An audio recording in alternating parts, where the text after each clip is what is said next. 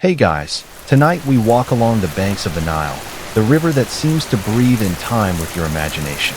The air is warm, a dry blanket on your skin, and the water drifts slowly as though it, too, is ready to nod off. Everywhere you look, fields of barley ripple faintly under the hands of an evening breeze, and palm trees stretch like lazy guardians over a civilization that has somehow been building itself for thousands of years. It feels safe here, but also just a little intimidating. You're surrounded by pyramids, obelisks, and paintings in colors that somehow remain brighter than the posters in your high school bedroom. You won't likely make it through this, either. Just picture going to Egypt uninvited, without sunscreen less protective than crow dung, and without the prospect of a mosquito net. You'd last about a third of a sunrise before you're crying out to the gods for pity and an icy lemon-lime sport drink that won't come along until about 4,000 years later. So, get settled first and give the video a thumbs up and subscribe, if and only if you actually do enjoy what I do here. And if you're still awake, go ahead and type in your location and your time where you are in comments. I've been wondering if you're in a bright Sydney morn somewhere or cruising past midnight somewhere in Chicago. Then, turn down the lights, perhaps flip on a ceiling fan for the pleasant background hum, and let us begin tonight's adventure. You trudge, in this imagination of ours, across a dusty village path beside the Nile. The heat is starting to melt into evening, and a lavender dusk touches the sky. Children scurry barefoot after goats, while elders sink into woven mats beneath mud brick walls. For a moment, you could swear you're simply among friends at a barbecue. Except instead of burgers, fish is being grilled simply with river herbs and a touch of oil pressed from castor beans. Wherever you look, life is deceptively mundane, or rather, mundane according to antique norms. Farmers gossip about wheat harvests, women crush barley into beer mash, and scribes crouch over papyrus as teens over comic books. But amidst this daily cadence, time is always taken out for recreation. That aspect may come as a shock. We do picture ancient Egyptians working on pyramids from sunup till drop, but no, their hips and backs required a breather. And amidst that respite, playfulness materialized. You sit and watch a man marking out lines in the sand with a reed. He goes on and collects small pebbles, puts them in squares, and then smiles and dares a neighbor to move them according to rules an outsider never really comprehends. The tableau is daily yet magical. An interruption of silence, a moment of gaiety, and the beginning of play becoming ritual. Here is a mainstream history fact. There is consensus among archaeologists that there was a gaming table, namely one called Senet, in existence in Egypt at least as far back as 3100 BCE. So the Egyptians played games long before the Romans constructed amphitheaters or medieval people quarreled over chess tables. That is as ancient as the first pyramids. Play goes back a long ways in the sand. But the quirky side creeps in like the Nile's flood. Some fragments of game boards have peculiar symbols scratched into them, sometimes resembling squares with enigmatic signs, sometimes decorated with tiny carvings of birds or eyes. Was this board scribbling, or some secret rulebook akin to house rules, where the loser buys the next round of barley beer? Nobody really knows, and the thought is irresistibly charming. Historians debate even now as to whether Egyptians necessarily intended for all of those moves as peaceful entertainment, or if each casual motion carried greater spiritual significance. One faction demands, "We're seeing peasants relax, end of story." Another demands, "Each motion mimic the soul's passage through life." Then there's the mid-portion crowd, the so-called academic fence-sitters, who dramatically shrug and propose maybe it was both. You may chime in where you will, but at this time of night, ideally you're probably already sidelined into the pillow. The buzz of insects blends with muffled laughter of kids, and you move in closer, secretly intrigued by the small grid on the sand. The rules appear ambiguous to you, and even today, they're reconstructed only in part. Try learning a board game from reverse engineering the set pieces excavated inside a burial tomb. It would be finding Monopoly one day, with no instruction manuals, and inferring the luxury tax square is about forced offerings of goats. But for the moment, you're happy to be an observer. The men and women about you are casual, lounging back, exchanging witty insults loud enough only to brighten up the atmosphere.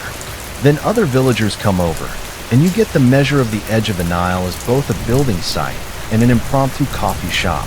No mochas, but plenty of lotus flowers canopying the air. And as the sun descends, you see the glow on the horizon blend into stars without hurry. The day releases, the night accepts.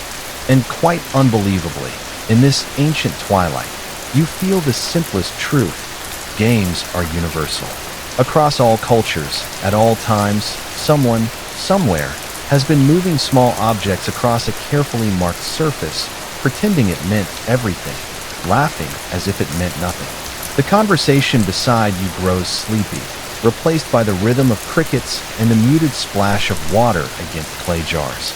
Your eyelids mirror the heaviness, drawn down, as if ancient Egypt is already lending you permission to drift into dream. You remain seated alongside the bank of the river, the noises of twilight and Egypt in your ears, but your focus is constant upon that interesting little game drawn in the dirt.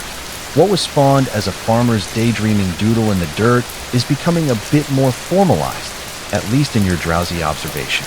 Straight lines, neat little shapes, stones and pebbles rearranged with precision. It is much like those afternoons in the contemporary age when an impromptu game is created out of boredom with a chalk-drawn board. Humankind never changes much. We get weary, we get inquisitive, and ultimately, we begin making rules purely for entertainment. The villagers are speaking quietly. You miss some of the words, but you get the cadence of argument. They're sorting out small rules, determining who gets to go first, what stone is luckiest, and if an open space is safe from the neighbor's graph. Already, you're seeing the seeds of what will become one of the first true board games. People are unwinding after hard work, and out of unwinding comes some new type of social cement. Even archaeologists, reading about these subtle scratchings on stone blocks or fragments of crumbled pots, catch a glimpse of leftover camaraderie, of people leaning next to each other beneath shared stars, trying to take their minds off sore feet and sleepy eyes. Here's one of the mainstream historical facts. From excavations in pre-dynastic burial sites, around 3,500 BCE, we have physical evidence of people drawing rudimentary grids in stone or fragmentary pieces of limestone engraved with lines. The patterns are not quite Senet yet, but they're suggestive of early recreational activity. They're humanity's doodled prototypes, the beta versions, before the polished release. You can almost imagine a villager giving feedback. Great, but what if we added a corner square where you can't be attacked? And here's the quirky twist. Sometimes these improvised boards show odd imperfections, where lines jiggle or overlap, as though somebody lost patience mid-drawing. Maybe the goat chewed on the stylus. Maybe a tired farmer's child insisted on helping with the craftsmanship. Even across thousands of years, you can practically see a kid's uneven scrawl insisting on being included in the fun. Historians still argue whether these early grids were primarily for play or for counting. Some propose ancient Egyptians might have practiced arithmetic or tallied trade goods by sliding pebbles along grooves, only later repurposing the habit into a game. Others wave this away, saying grids too small or too neatly confined don't suit accounting, they suit diversion. And then comes the delightfully vague middle position. Perhaps the Egyptians, practical masterminds that they were, created systems that worked both as calculators during the hours of trade and as stress relief at sundown. After all, why not invent math homework that also doubles as a game night? The scene around you is alive but calm. Someone sets down a basket, perhaps fish or figs, and peers into the chalky board drawn on clay. Another person kneels in, intrigued.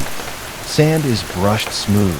Little markers, a chip of pottery, a colored bead, slide across as contestants test moves. Their fingers are gentle, their laughter reserved but real. Even without knowing the rules, your heart tugs with the familiarity of it, because this, unmistakably, is play. As darkness thickens, an oil lamp is lit. It sputters and burns with a faint smell of burned flaxseed oil. The fire casts dancing shadows over the improvised rules of this game in sand, a glow soft enough to make the small scene feel enchanted. Here, on the edges of survival, amid floods and grain cycles, play asserts itself. And in a quiet continuity, this is how leisure transforms. And how something as simple as scratches in sand may one day elevate into ceremonial artifacts worthy of being sealed in tombs beside kings. You rest your chin in your palm and observe the moves go back and forth. There's competitiveness, but it is richly mellowed out with Egyptian patience. They recognize tomorrow greets another go. And maybe you observe that where rules are fresh, everybody bargains. One demands peace, a may jump ahead. Another complains there is no rule for it, and a third demands the gods dislike irregularity. If this is beginning to read rather like your family with Uno, yes, certain grouses never vary over 5,000 years. Yet, the Nile murmurs. The heat slips further into night cool, and they play on. For now, this is the spark before the flame. The warm-up before the polished Senet claims its kingdom in Egyptian eternity. You allow yourself to melt, realizing that you've sat down at the very birth of board games, and there has never been a more soothing place to doze. The next day rises slowly in this vision you're having, with the sun spilling across the flat rooftops and the floodplain shimmering like a mirrored sheet. You stretch as the Egyptians rise to their labor, some to tend barley, some to haul water, some to serve in households, and some to scratch yet more mysterious symbols into wood and clay. This is where that simple pastime you saw in the sand begins to take on something sturdier, something that doesn't wash away with the night breeze. What begins in loose dirt will soon be carved into permanence. The game that is revealed here is called Senet. The name itself is passing, and you would definitely agree if you've ever had to wait an excessive amount of time for it to be your turn in Monopoly. What it illustrates deeper in its own time is the passage of spaces, passage of hazards, and ultimately, passage into another existence. Initially, however, it is still merely geometry. Boards excavated and dated as early as 3100 BC contain 30 squares in 3 rows of 10. There are occasional subtle markings along certain stops along the track, squares with symbols that may tip your luck, save you from elimination, or guide you along the path of triumph. Here's our mainstream historical fact. The oldest known examples of Senet boards have been found in the tombs of First Dynasty kings, carved with astonishing neatness into pieces of ivory, clay, or wood. These physical boards give us the clearest timeline. By the time Egypt even had kings, board games had already achieved enough cultural importance to merit being carried into death. Clearly those casual scratches in sand had graduated into official entertainment. But there's the quirky little tidbit. Some early versions of Senet are portable, wooden slabs with drawers to store pieces and convenient handles, so you could take your game on the road. That means if you'd invited an Egyptian buddy for dinner around 2600 BCE, he might have walked in carrying a Senet set tucked under his arm like a briefcase. Forget game night potluck. They literally engineered prototypes of the first family-friendly travel editions. It does make you wonder if one could lose pieces as easily back then as we do today. Imagine fumbling to find a missing pawn in the dust of Giza. Historians debate to this day if at this phase rules were even set down. There are reconstructions that demand the pieces skip over the board in contrary directions, while there are ones that suggest a direct race from square 1 to 30. The argument rages fiercely in learned journals, and it is a sentence you never thought you would hear. Grown-ups as professionals expending emotional energy over whether a piece of ancient Egyptian clay moved 3 spaces forward or 4 spaces back. The suggestion is winsome, however, because at the bottom of the scholarship is an admission that fun was significant in antiquity enough that we still are concerned about it. The air about you is relaxed as villagers arrange sturdier boards. They lean against mud brick walls, rattling pebbles or sticks to establish movement. The rattle of throw sticks, exactly cut wooden sticks acting as dice, hangs faintly in the air like bones in a cup. It's rhythmic, soothing. A child watches, entranced, learning fast how to position pieces, and you get the time traveler's pull of witnessing history passing its future along as a secret handshake. For them, the simplicity is joy. To you, the very presence of it is an anchor amidst the churned-up, imagined history. Technology will evolve, empires will come and go, but people will never fail to find means to move tokens around patterns and cackle at their neighbor's loss. The Nile, steady in its patience, reflects bits of sunlight back into your eyes. You squint against it and lean closer to admire the craftsmanship of one particular board resting near the scribe's home. The surface gleams slightly with oil rubbed carefully to preserve it. The squares are ruled in deliberate precision, and along the edges faint hieroglyphs suggest a more ceremonial tone. Did this scribe decide that victory in Senet carried symbolic reward beyond the small bragging rights of the alleyway? Was each square a moral station, a test of one's favor under the gods? The lazy river seems to whisper, maybe yes, maybe no. And historians, as you can imagine, are still shrugging to this day. The players emit small bursts of laughter, punctuated by complaints when sticks tumble unfavorably. It reminds you of modern game night, when someone loudly insists the dice are rigged. The frustration has no venom. It's the frustration of people investing meaning into it. Illusion for the sake of fun. You catch yourself yawning, warm in the evening air. Even your jaw opening wide feels like part of the rhythm of this ancient village settling into the consistency of routine games. The longer you observe, the more you realize you're not just seeing playtime. You're seeing a process of institutional memory. One man teaches a boy. Another notes his mistakes carefully, correcting them with patient explanation. Each move is archived invisibly into cultural rhythm, and the repetition will keep this game alive for centuries. Perhaps someone is even scribbling small notations on ostraca, broken pottery shards used as casual writing materials. Imagine the world's first board game guidebook, published on leftover kitchenware. And so, another night is upon you. The cold comes earlier now, the lamps illuminate, and the pieces on the board migrate slowly back and forth across the table. You can almost watch your eyelids replicate those movements, drifting slowly forward under their own weight until the shadows wrap you in their embrace again. As you stay seated in this spectral Egyptian dusk, watching carved boards slowly replace the sandy improvisations, you begin to sense the game growing heavier. No, not physically, though those limestone slabs aren't exactly lightweight carry-ons. Heavier in meaning. What once was a pleasant diversion is turning into something that whispers with ritual voices, disguised behind casual moves. Slowly but surely, Senet begins to drift from pastime into metaphor, from tokens lighting up idle evenings to tokens standing in for your very soul. It starts innocently enough with markings, additional symbols appearing in the squares of later Senet boards. Perhaps a simple cross, an ink, or the Eye of Ra sign. At first glance, they're harmless decorations. Then, much like your mother suddenly announcing that Monopoly is actually about learning capitalism, Egyptians seem to reframe this cheerful slide of pawns into something representative of the afterlife journey. And there's our mainstream historical fact.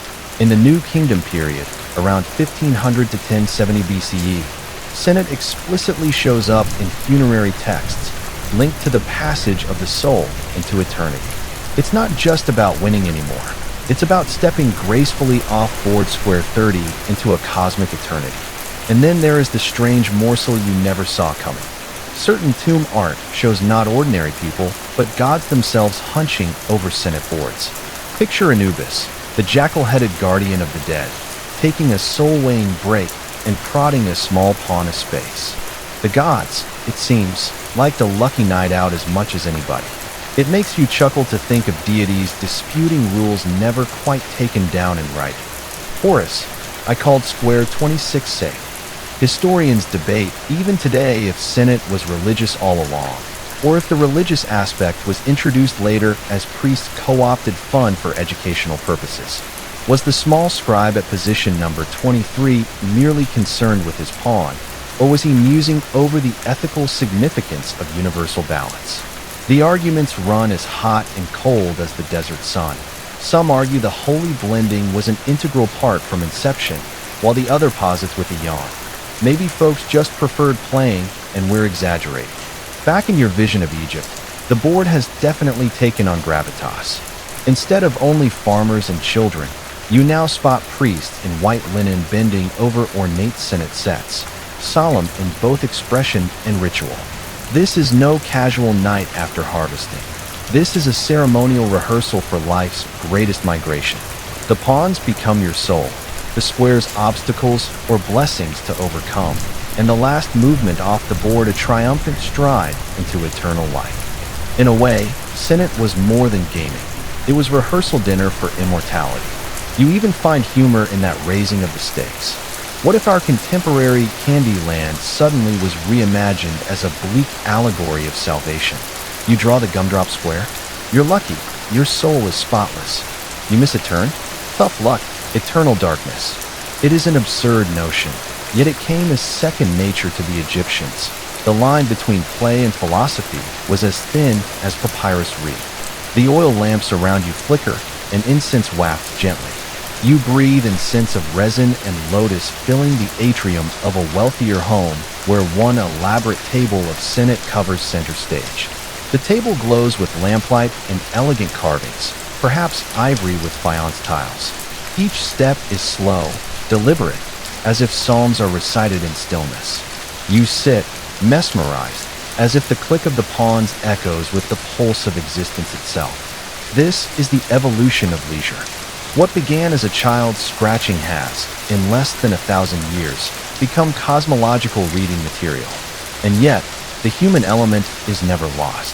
Faces still twitch at lucky throws, sighs still escape at unlucky ones, furtive soft chuckles echo in the corners. They believe it's serious, yes, but it's still fun. Sacred or not, losing still stings, winning still satisfies. Night descends. The temple bells call softly over the river, and you find yourself synchronizing your own breath with the slow pulse of the Nile.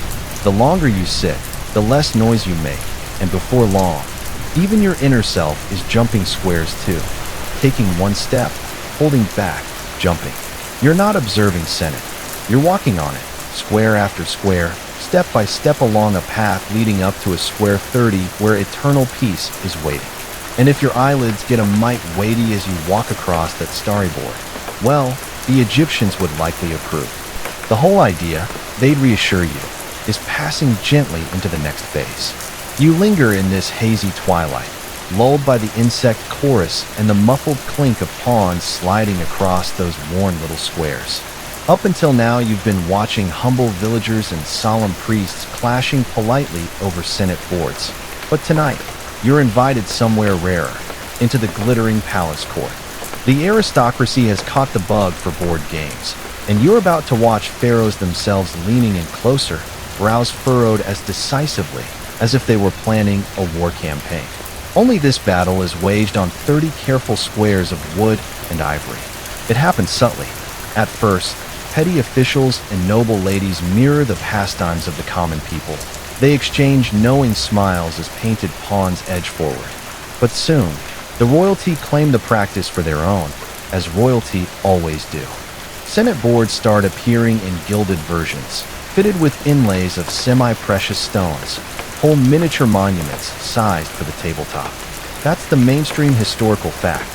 Archaeologists have uncovered exquisitely ornate Senet sets in royal tombs, crafted from ivory, ebony, faience, even accented with gold leaf. These weren't makeshift diversions. They were luxury imports, showpieces meant to impress guests in life and accompany rulers into death. And now for the quirky surprise. One pharaoh, Ramses II, the very one nicknamed the Great, is depicted in temple reliefs not only making war and standing tall in his chariot, but also calmly hunched over a game of Senet. Picture the world's most powerful man, whose armies stretch borders and whose monuments tower into eternity, muttering seriously as a pawn gets bounced back 3 squares. It makes you grin. The conqueror of cities couldn't conquer unlucky throw sticks. Historians argue even today if royal games of Senet were stagecraft with political motives or the actual thing. Were pharaohs actually anticipating a bout of fun after long days of regal decrees, or was the game rigged, staged performances of piety designed to present the ruler in symbolic communion with the gods? There are scholars who point out the ornate boards as altars instead of toys, while still other scholars are convinced no flesh-and-blood ruler would order such elaborate craftsmanship unless he was as concerned with winning as he was with appearances.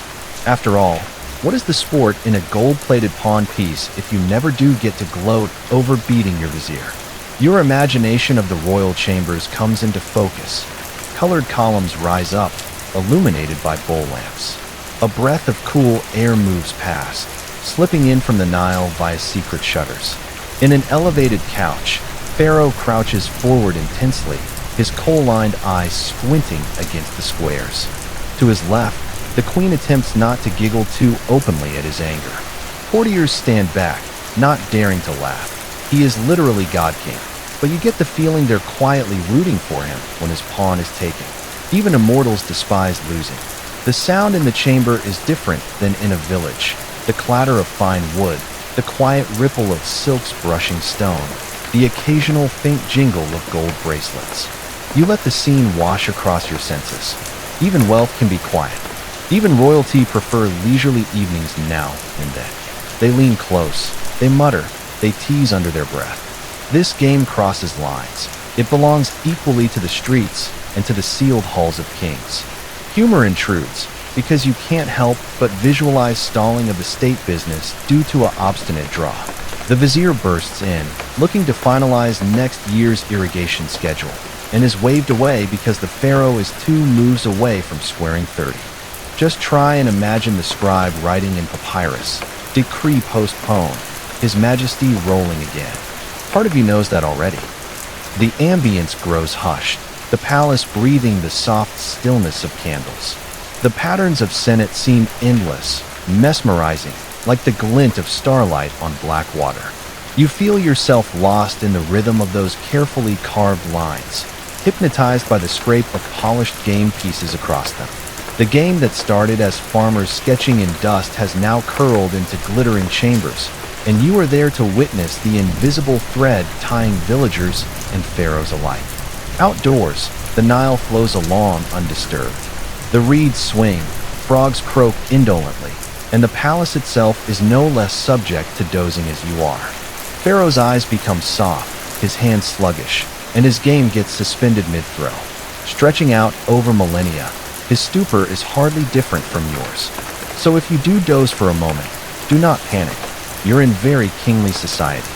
The palace lamps fade into dawn light, and in your dreamlight, drifting you wander away from the gilded hall's back toward the narrow workshops tucked behind temples and markets. If pharaohs need glittering Senet boards, someone has to craft them. And here is where the clatter of chisels mixes with the warm scent of wood shavings. The hum of artisans fills the morning. Men and women crouched over tables of acacia, ebony, or sycamore, painstakingly measuring 3 neat rows of 10. In the dust at their feet, apprentices polish tiny pawns while wiping sweat with the backs of their hands. This is the quieter side of board game history, the craft that turns play into artifacts durable enough to outlast the hands that touch them. Here's your mainstream historical fact. Surviving Senet boards were frequently designed with drawers tucked neatly beneath the playing surface, small compartments to hold pawns and throw sticks. The mechanics were ingenious. Slide the drawer open, place your pieces carefully inside, and carry the whole set away. In design terms, this was 3,000 years before IKEA, but arguably sturdier. And the quirky addition? Some archaeologists have found pawns carved into strange animal shapes, little lions, birds, even abstract bulb-headed figures. Were these personalized mascots the equivalent of a custom Dungeons and Dragons mini? Perhaps. Maybe a local craftsman enjoyed flexing his imagination when the rich customers paid well. Imagine commissioning a pawn shaped like your father-in-law, so you could gleefully knock him off the board every time. Ancient petty revenge disguised as style. Historians debate even now about whether certain inlays on boards played merely ornamental roles or inscribed certain religious guidelines. Were the small inked X's merely flourish, or directional signs indicating safe squares on which your soul pawn might repose before making the grand leap off the board? Without manuals, professors stare blearily at patterns and debate with passion. It's strange comfort, in a manner of speaking. If even professors are incapable of determining rules, you needn't feel so much worse about forgetting Monopoly over the holiday. You find workmen hunched over with chisels in the workshop. Sand accumulates in their hair. They swap tails while smoothing edges, their voices intertwining as threads of linen. One complains of a fresh drought. Another teases about one person's hapless apprentice who is able to stick his own hand to a piece of ivory. Even in ancient times, work sites bore equal measures of craftsmanship and complaining. All the same, the finished items sparkle credibly. They are luxury items equally capable of adorning a humble home's entertainment as a lord's coffin. You're amazed that recreational instruments force so much labor with them. Every slice of wood is considered, every groove planned. These craftsmen are conscious that what they build today one day might travel with whoever it was built for into the afterworld. Imagine smoothing out a pawn knowing it might one day sit next to a pharaoh in a tomb. You might put more pride, and maybe even more worry, into detail. The air is contemplative. You observe the cadence of work. Shave, rub, inlay, smooth. Again and again. The shop is less cacophonous than you anticipated. It is downright peaceful, as with a soft song of some instrument. When artisans fit the pawns into position, your eyelids bob along in time. But there is joy in it, too. There is a child, dirty with ochre dust, slipping onto a work in progress and testing it out while his father is not looking. The small hand moves pawns, making up whole rules along the way. The father gives it wide berth, probably happily chuffed, customers for the future. Some days, history is no more than grown-ups discreetly enduring children's raucous improvisations until it matures into tradition. Nile breeze blows through shuttered wood. Lotus and sawdust diffuse in your nostrils, a delicately beautiful smell. It tickles and calms. You reflect again how strange it is that devices for sleeping assistance tonight, shiny wood, chiseled lines, soft scents, had centuries before been made with hands for recreation as well. Relaxation and fun are not adversaries. They never have been. Your thoughts blur gently, pawns becoming stars in your vision. Each board freshly painted, neatly grooved, lies stacked like multiple doors into dream. And as you lean back, the craftsman's gentle knock of hammer slows and sinks into silence, like the quiet lull of your own heartbeat. The ring of chisels and sawdust smell disappear as your imagination strides back through open lanes. There, between a marketplace and a Nile embankment, the atmosphere is heavy with voices, spices, grains, braying donkeys, and one curious rattling noise, the rolling of throw sticks. Egyptians did not yet possess dice. It is true, but what they came up with is equally efficacious and strangely elegant. Rather than spots on cubes, they threw long sticks notched ritually along the sides, interpreting the manner each fell in order to decide the number of moves. That's the mainstream historical fact. Evidence suggests Egyptians used 4 two-sided casting sticks to replace dice, where the number of flat faces pointing upward dictated how many squares to advance. Later, variations brought in knucklebones or cubical dice. But for much of Senet's long history, the click-clack of wooden rods on a stone floor was the sound of progress. And progression meant everything. Victory depended on the luck of those falls. And here's your quirky surprise. Inscriptions sometimes describe certain throws as lucky or auspicious, particularly when all sticks landed flat on one side. That rare toss earned extra moves and, according to some fringe beliefs, signaled favor from a god. Can you imagine treating a roll of 4 ones as a divine thumbs up? You may lose your harvest, but hey, at least Hathor liked your game toss tonight.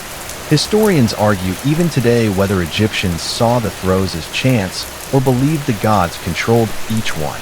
Chance, or celestial graffiti scrawled across a courtyard floor.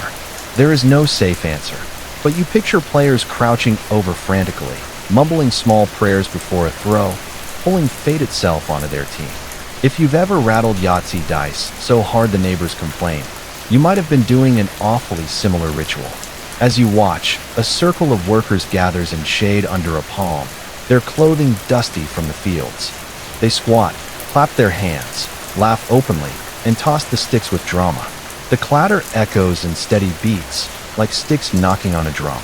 Their pawns skitter forward, back, around, pausing on squares painted with eyes or symbols. Excitement rises when a rare pattern lands, the kind rumored blessed by deities. They erupt in cheers, slapping backs, teasing losers with wry smiles. The stick-throwing cadence beats almost hypnotically. Tap, clatter, slide, sigh, chuckle. Tap, clatter, slide, sigh, chuckle. You catch yourself drawing your own breath in time with it, as if your chest is one more pawn inching down towards square 30. In the resulting soundtrack, losing is somehow comforting, as every pawn gets back to beginning, so ultimately every body gets back into the ground. The Egyptians, as ever practical, envelope the serious in absurd daily routines. The marketplace stretches on. Merchants call out about barley beer, women argue over newly arrived onions. A person carries a goose that squeaks angrily. But through it all, there is the cadence of the throw sticks marking daily life. You come to appreciate that among Egypt's massive architecture and cosmic mythology is a gentle background score of daily entertainment. This is a surreal observation. Imagine sophisticated priests writing thick ceremony pieces on religious discipline, as down the alley, kids are imitating their dads and flipping toothpicks at the ground and saying, "I win, you lose." It gives a fresh perspective on where traditions come from. 5-part ceremony, 5 parts playground. The dice or not dice argument persists even among those with modern scholarly sensitivities. Deterministic order is argued by some. Sticks restrict randomization less than dice do. Others respond, that's beside the point since people believed hard enough in chance so that it was made real. Still others point out that entertainment isn't about precision, but about repetition and faith. Perhaps all games are merely agreed upon hallucinations after all. The sun tilts lower again. The stick games end. Pawns are gathered. Laughter trickles down. Families collect belongings. Goats are herded home. The sky blushes with faint orange, mirrored in slow-moving water. The throw sticks lie quiet now, like ancient metronomes finally pausing. And as your gaze softens, so too do your eyelids, in rhythm with the day folding closed. As torches begin to glow along mud brick walls and farmers shuffle home from the fields, you catch another sort of gathering, quieter, less polished than pharaohs' halls, yet infinitely tender. This is the world of ordinary households, where the board game is no longer a priestly rehearsal or a noble showpiece, but an evening balm, a soft candlelit excuse to laugh after endless chores. Step inside with me. You're in a modest Egyptian home. Reed mats cover the floor, clay jars line the wall, and smoke from a small oil lamp curls upward like a lazy hand stretching skyward. A hen clucks softly in the corner, unimpressed by history. In the center, carved into humble clay or scratched on a repurposed plank, lies the evening's Senet board. Tonight, this is the family's theater. This is the established mainstream history truth. Although expensive ivory boards endure longest, excavations also find less expensive variations of Senet fashioned from clay, rock, or roughly hewn wood. These variations imply the game was popular everywhere, not exclusively with the rich. Relief and ostraca also show common folk playing in their leisure hours, so Senet very much likely blanketed the humble crannies of existence, sandwiched between barley brewing and bread baking. It wasn't king's time alone that was playtime. It was for anybody with an extra 30 squares of concentration. And now for the eccentric morsel. Certain academics propose boards were sometimes scraped directly into home rooftops where relatives convened in the evening winds. Visualizing cousins sitting on a flat roof, pieces bouncing as neighbors yell across alleyways. You cheated. It's almost too contemporary not to laugh. Family soap opera, Egyptian style. Historians debate, yet if kids were duly incorporated as regular players or merely spectators at such games. Certain art pieces depict juveniles looking in, eyes large as pawns move one space. Maybe they didn't gain moves till responsibly proven. Maybe bedtime rules intervened. The ancient lights out still in effect, albeit oil lamps substitute plug-in nightlights. Just as with much else, scholarly agreement is semi-finished, drowsy as is this recounting itself. Here, in your vision, the game begins. A mother in linen calmly shakes the throw sticks, and places her pawn on square 4. Her daughter protests. Not fair. You always start there. Earning peals of laughter from the grandmother seated by the jar of figs. The father leans in, beaming though clearly exhausted from the day's harvest. He nudges a piece clumsily, pretending he meant to lose just to spark shrieks of joy from the youngest. Across millennia, parental mercy in board games looks the same. The conversation is gentle background noise, a complaint about the cost of onions going up, a tease about who is the louder snorer, an admission about spilling half the grain allotment. It all blends until you do not differentiate between dialogue and dice rolls. It's all lullaby cadence, the heartbeat of family life surging around a table. The air is perfumed with warm bread fresh out of the communal oven, spiced with coriander and fresh green herbs. A jug of diluted wine turns about the board, precariously balanced over pawns. No one is aggrieved. It is laughing respite. The hen scurries back and forth on the mat for table offerings, interrupting play temporarily until chortles turn back to size.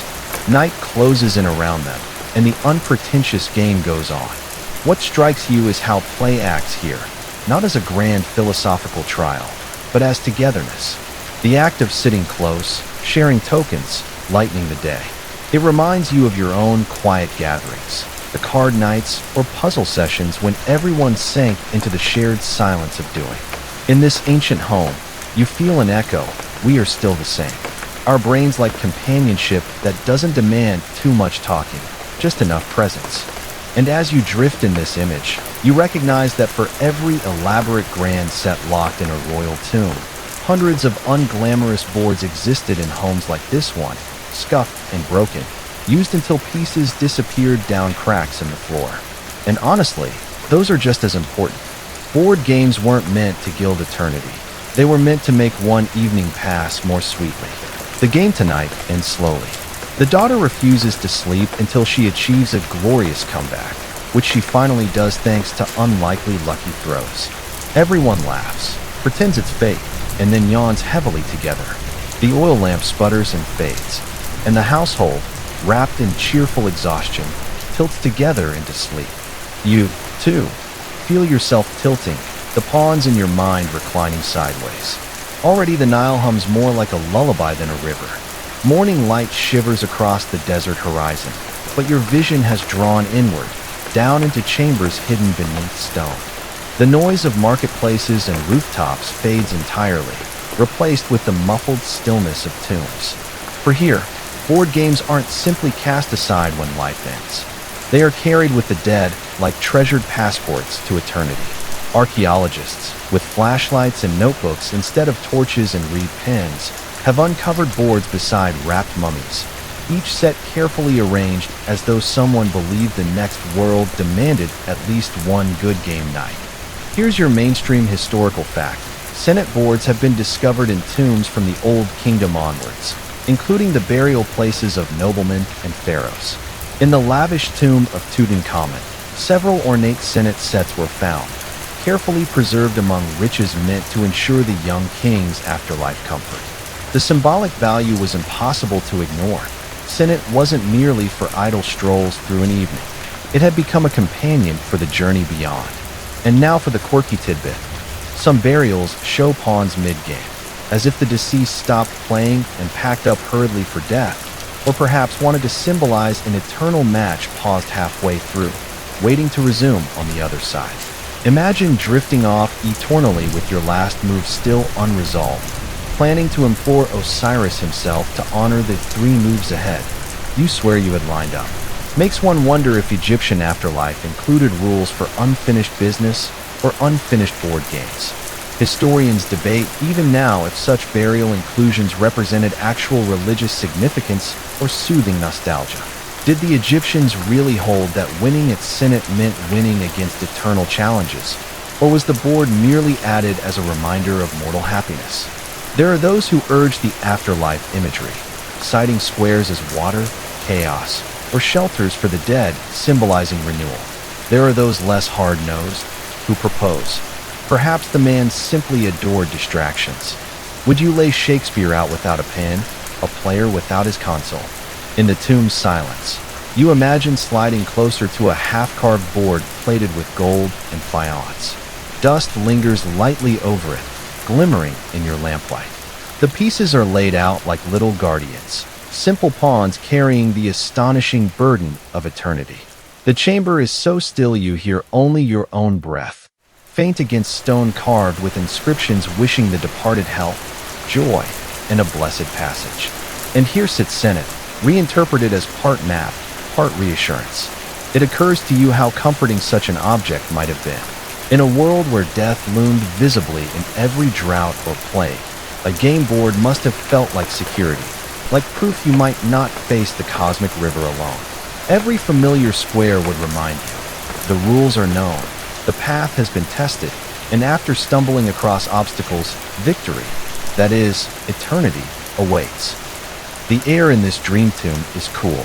The smell is faint, earthy, and almost sweet, as though flowers placed long ago are still stubbornly clinging to memory. You imagine priests placing Senet with ceremony, perhaps chanting softly.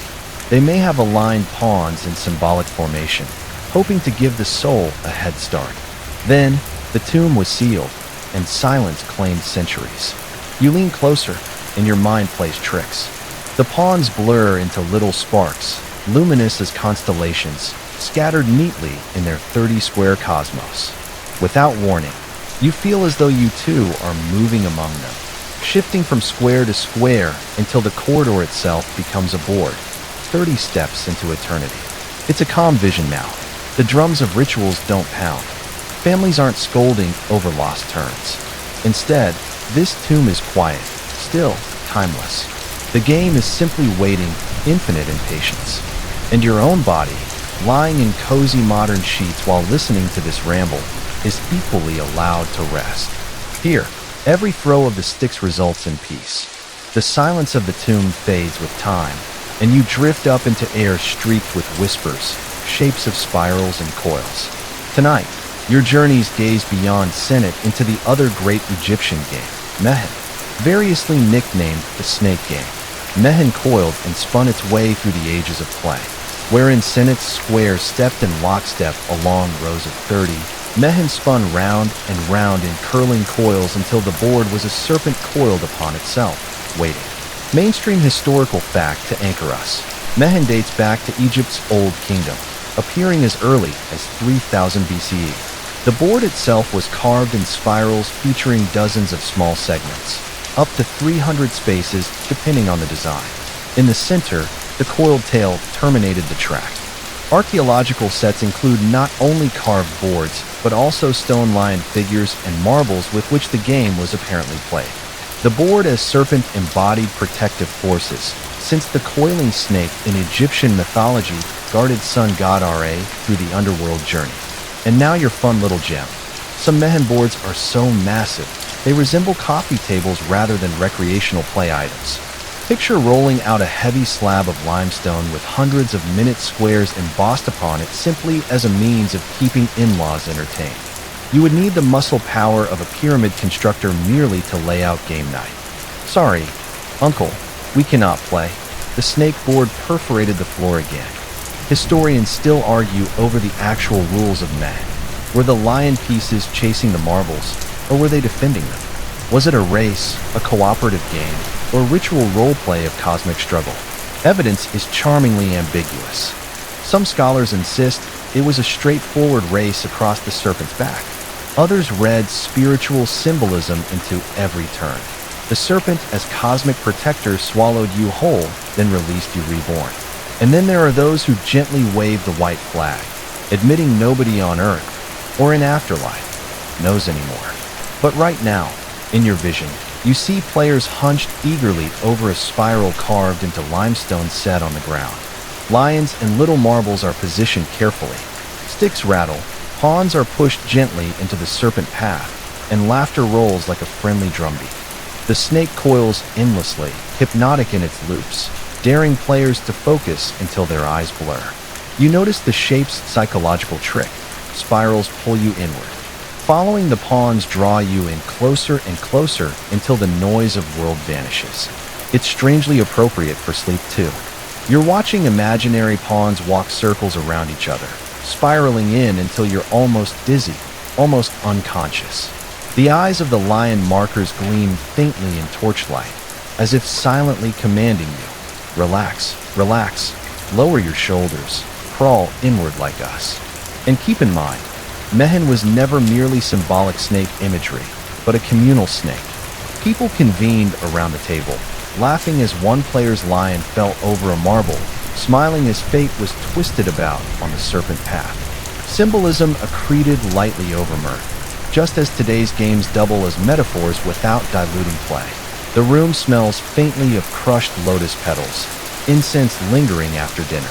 The voices slow, the throws clatter softer, until you realize the game's hypnotic design isn't only spiritual, it's deeply practical.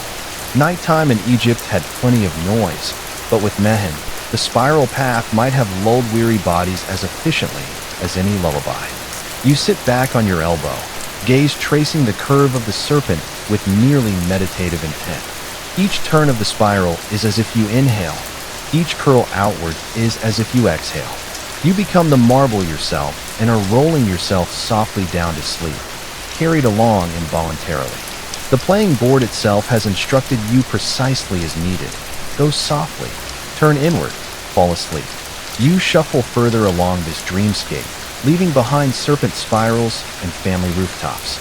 The Nile keeps rolling, as it always does, carrying more than papyrus boats and geese. It ferries influence, ideas, customs, even games, across borders. Tonight, you notice foreign merchants tying their boats, wiping sweat from their brows as they haul cargo into markets. Ivory from Nubia, cedar from Lebanon, spices from Syria. They bring goods, yes, but they also bring curiosity. With exchanges of grain and cloth often came something subtler. Egyptian pastimes, tucked into conversation like souvenirs slipped into a satchel. This sets the stage for one mainstream historical fact.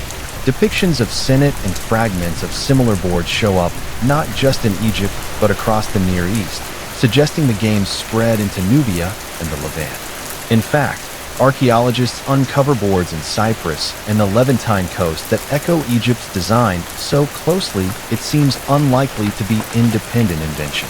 The Nile was not hoarding its fun packed a bag and left. And the quirky fact bursts in like a foreign merchant laughing too loudly. Texts in Mesopotamia suggest their own racing board game. The royal game of UR may have mingled with Egyptian Senet through traders. Imagine the unnerving thought. Two ancient games sidling up like frenemies, some merchant bragging, "Mine has better dice," while the Egyptian insists, "Yes, but mine opens the afterlife." Interboard rivalry more intense than any console war. Historians debate, even today, the dynamics of set exchange.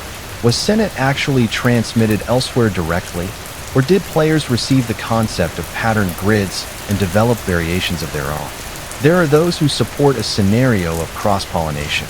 Egyptian sailors expounding upon rules while anticipating cargoes, natives messing with them, evolution taking hold.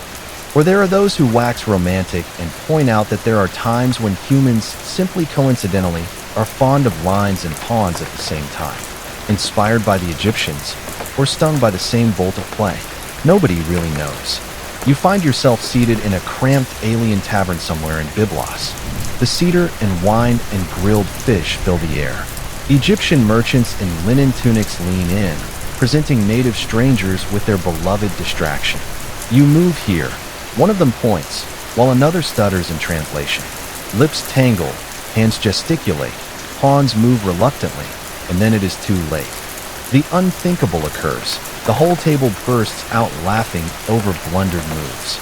No words are needed. No dice are needed. Play, it seems, is a universal accent. Outside, Nubian warriors tinker with the rules too, their lion pawns polished from local stone. A trader to the east shakes his head. He sees similarities to his own people's games, yet can't quite align the runs. And so the rules themselves mutate, shifting with each culture like a game of telephone told through pawns. Centuries later, archaeologists will scratch their heads. Why does this Cypriot board look suspiciously Egyptian, but not exactly? The answer is here. In this tavern, Rules got lost in laughter, and laughter rewrote them. The sight makes you smile. For isn't that how all culture travels? You teach your neighbor a game. He misremembers the setup. She alters a move for convenience, and suddenly it sprouts into a new branch on history's tree. Tonight, across faint lamplight, you realize that Senet wasn't just Egyptian. It was a seed that sprouted wherever playful hands carried it. The vision softens. Men exchange handshakes. Pawns are scooped back into pouches, and the merchants stumble into the night, grateful for camaraderie built by 30 little squares. Meanwhile, the Nile water licks patiently at its edges, content to keep whispering rules chaos has already half forgotten. And you, too, let yourself smile drowsily, because whether in Nubia, Byblos, or the back of your own family cupboard, the spread of games proves humanity never travels without bringing a fragment of fun. As your imagination proceeds downstream, it brings you into festival times. The Nile is flooded, the air is full of the smell of roasted barley, and along the floodplain whole societies come alive and dance. It is festival time, when work is suspended in the daily round, when fields are still, and when there is loud laughing till late into the warm, star-filled nights. Here, games are not merely family diversion nor priestly practice. They are displays of a public kind, incorporated into music and food and dancing. The mainstream historical fact: Egyptian festivals were frequent and boisterous, many tied to seasonal flooding, harvests, or honors to deities such as Hathor and Batet. During these times, social constraints loosened. What did people do when loosened? They celebrated with food, with drink, with music, and very likely with games like Senet.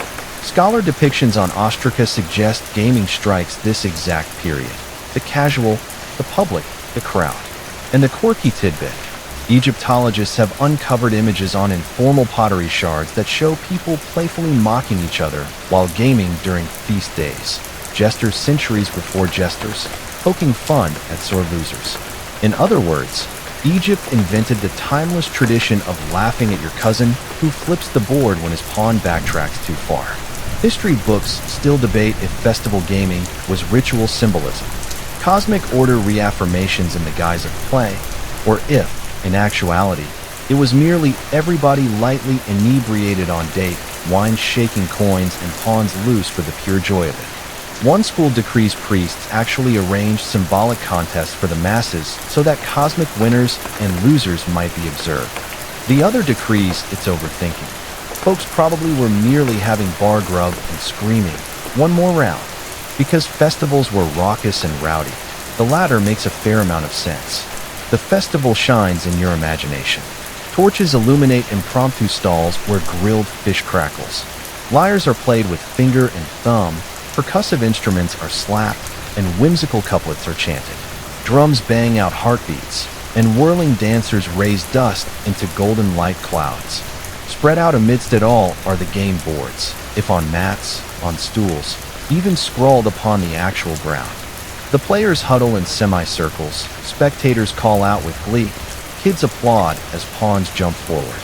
The soundscape is delightful chaos, but when you tune in carefully, there too is rhythm, the clatter of throw sticks punctuating the beat of the drum. The pawns march forward with each toss. Laughter swells when one player stalls 2 squares from victory. A priest in white robes sways in, smiling knowingly, as if the gods themselves are rolling covertly along with the sticks. You see people hold bowls of barley beer against their knees, faces lighting up whenever tokens go through safe symbolic squares. You smell sesame seeds toasted in clay ovens and turned into honey cakes, syrups thick with bubbling figs.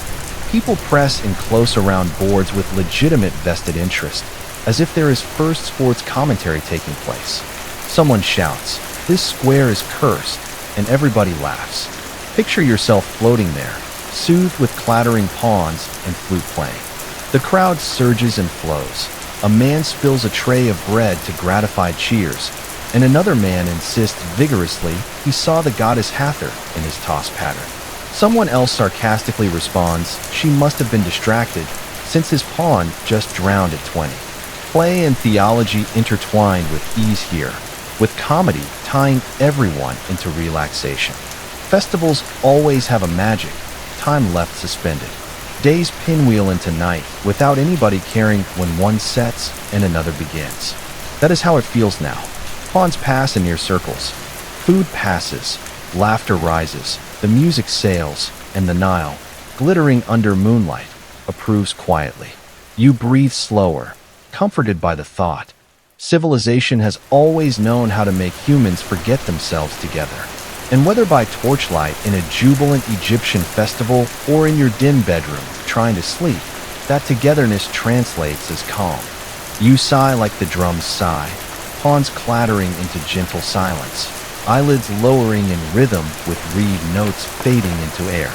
The festival torches, the laughter, and beating drums start to fade into dusky embers in your recollection. With the celebratory din fading away, the atmosphere relaxes into that strange scholarly silence, the type in which individuals sit at long tables with lamps, piles of papyrus shards, and an air of chronic squinting.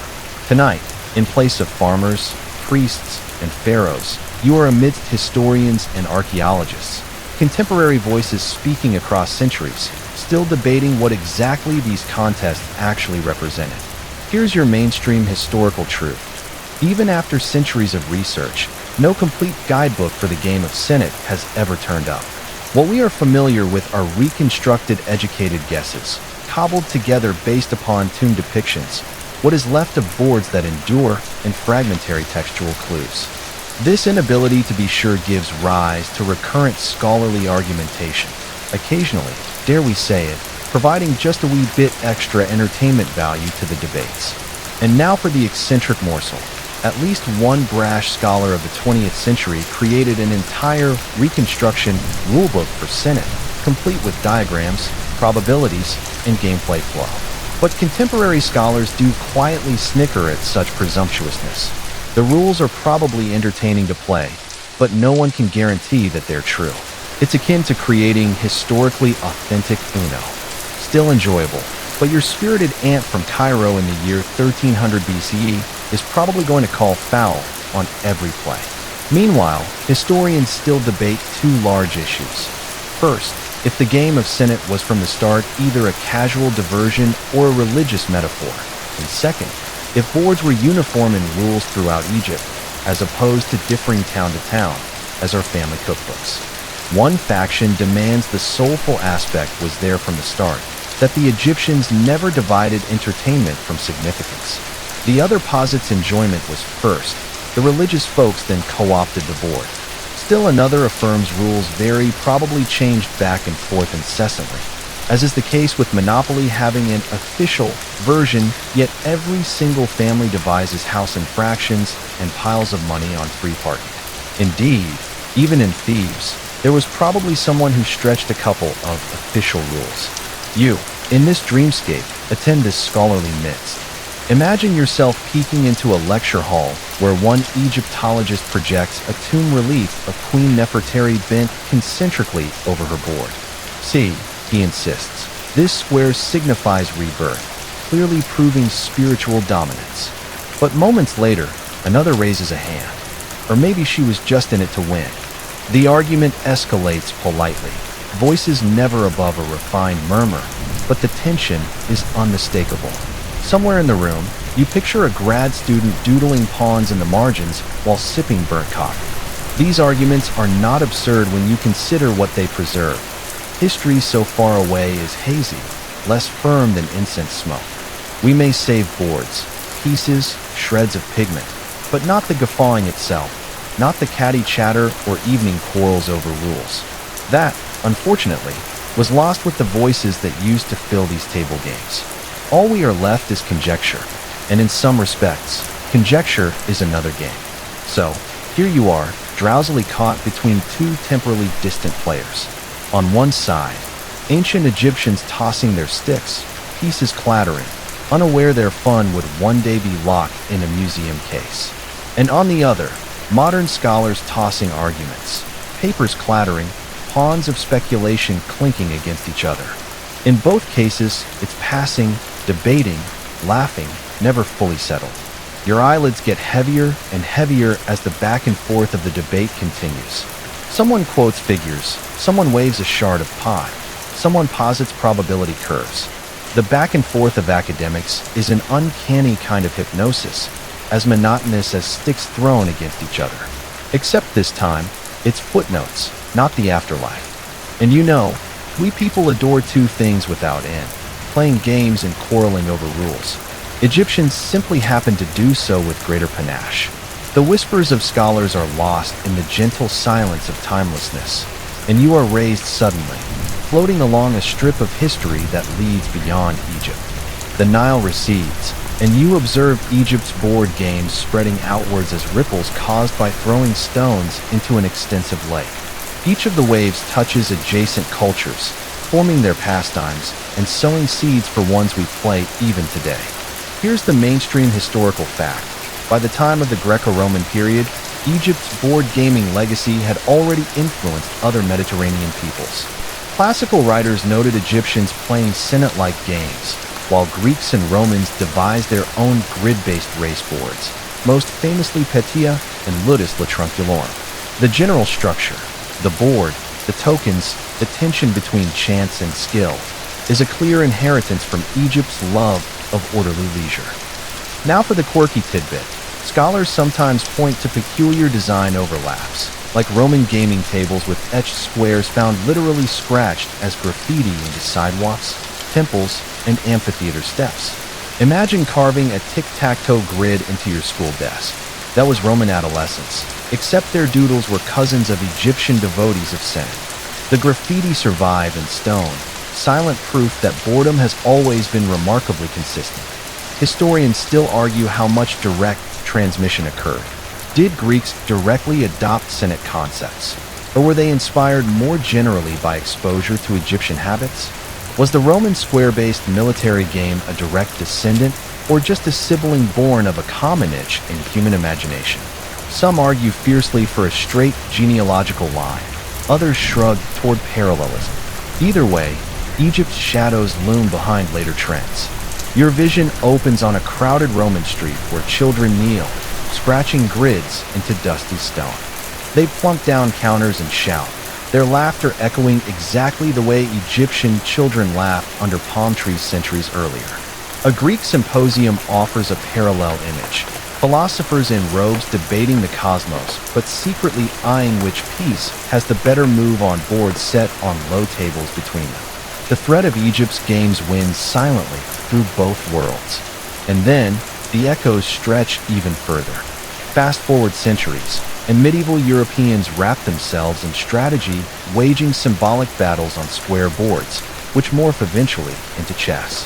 While chess comes primarily from India and Persia, the very idea of codifying lives, battles, and morals into small square units already existed thanks to Egypt. Civilization doesn't invent strictly anew. It adapts, reshapes. And so, when you set down pawns in a modern board game, you're joining a legacy 5,000 years old, passed softly from hand to hand, square to square. The continuity strikes you. Imagine a line. Egyptians wielding sticks at the edge of the Nile, Greeks musing about rules, Romans drawing boards on benches, medieval abbots mumbling over dice, Victorians fine-tuning parlor games, families today gazing into cardboard boxes.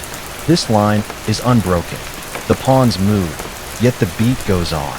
The voice of human beings declaring leisure as much a mandate as living. And here's your modern chuckle. Somewhere on Earth tonight, an argument is raging over Monopoly, Settlers of Catan, or chess.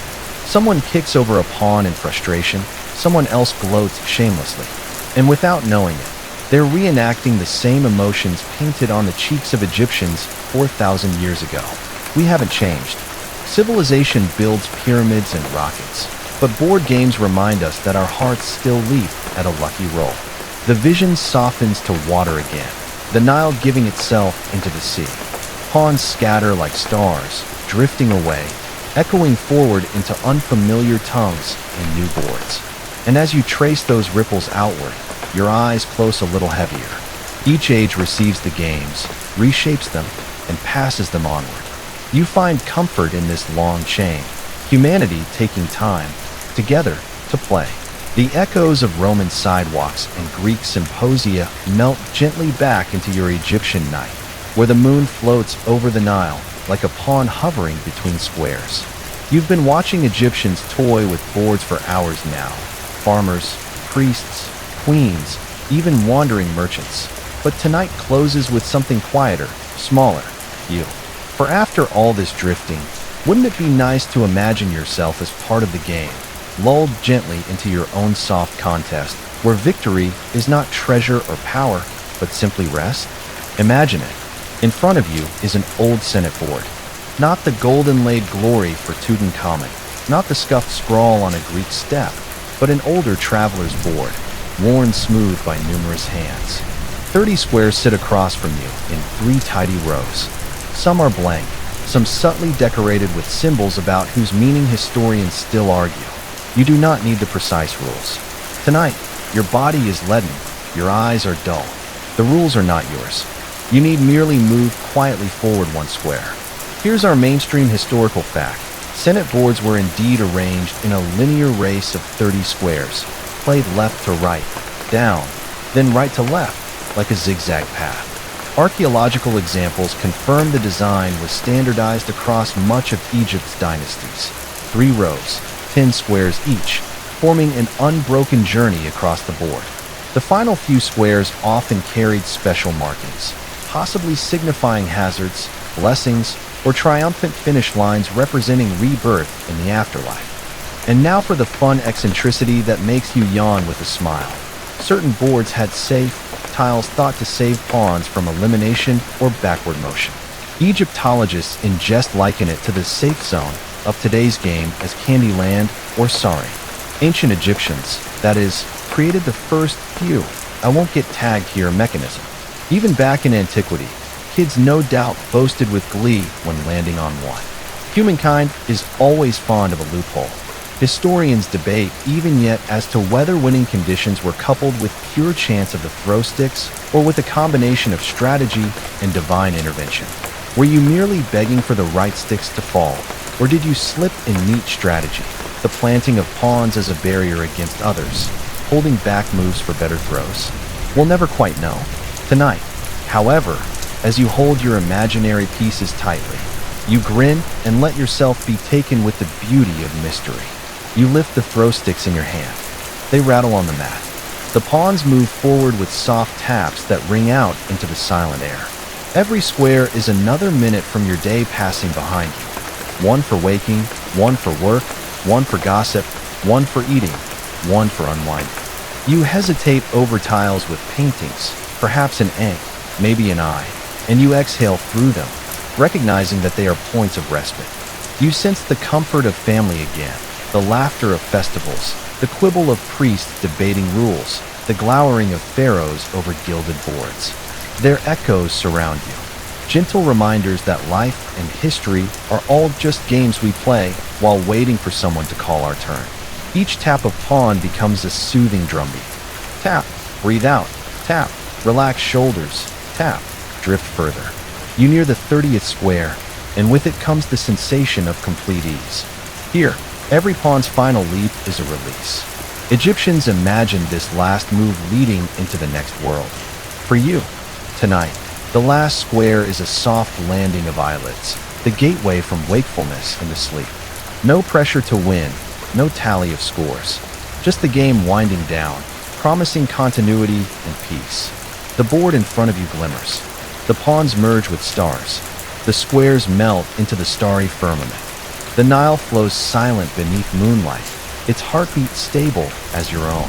You sit, serene, prepared to pass, just as each Egyptian aspired to do come game's end, into peaceful repose. The board, the players, even the disputes recede into silence. Comfort alone abides, stretching over millennia, passed from Egypt's pawns to your pillow tonight. And now, as promised, we glide into the closing wind down. The air stills further, the lights in your imagination dim to the faintest golden glow. Every symbol you've seen, every pawn you've nudged, softens into nothing more than a lull. The 30 squares, whether scratched on rooftops or gilded in tombs, unravel gently into 30 breaths for you to follow, each one longer than the last, smooth as linen curtains stirring in the night air.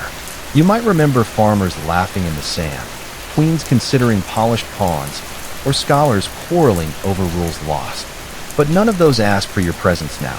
They're all settled into history, done with their playing, sleeping in their quiet. The Nile moves onward without rush, taking all their echoes along. The same slow water pushes you onward, into the deepest of rest. Let your eyelids sink. Let your breath stretch. Let the pond that is your body reach its final square, the square lit softly with peace. Beyond it waits only darkness, but a comforting darkness, like linen folded over you, like the hush of a temple at night. The Egyptians once trusted their games to carry them into eternity. Tonight, you may trust them to carry you into sleep. All is quiet now. The game is finished. There is an empty board. There is a flowing river. And you are safe. Good night.